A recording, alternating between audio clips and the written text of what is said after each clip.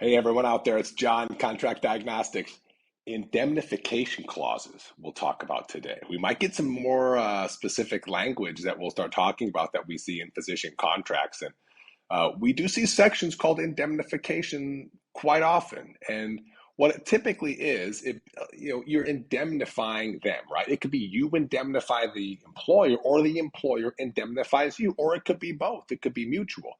Typically, the employer may have an indemnification clause in a contract that says you are indemnifying them. And what that typically says is if the employer is sued for anything that's allegedly due to what you've done as a physician, you may have to pay damages, okay? You may have to reimburse what the employer paid, depending on what's covered or what's not by insurance. Deductibles and medical malpractice insurance are a whole other thing. It could be medical malpractice. It could be something totally different, a lawsuit from an employee or something sexual harassment file charges. So there's anything that could happen when it comes to legalities, not specific to patient care, which hopefully your medical malpractice covers.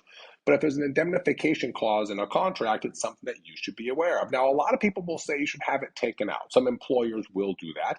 Some employers won't do that. If they don't do that, maybe a best practice is at least having them do mutual indemnification. So again, many contracts are standard. They're, I hate to say copy paste, but they might be determined to copy paste. And if they're copy paste, the employer may be unwilling to change them in any way.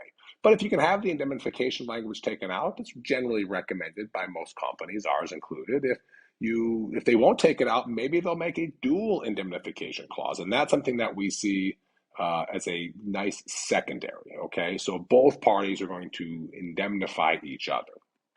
So I hope that that provides a little bit of light on a clause that's kind of goofy, but yet it's very important in a contract and could greatly impact any physician that signs an indemnification clause.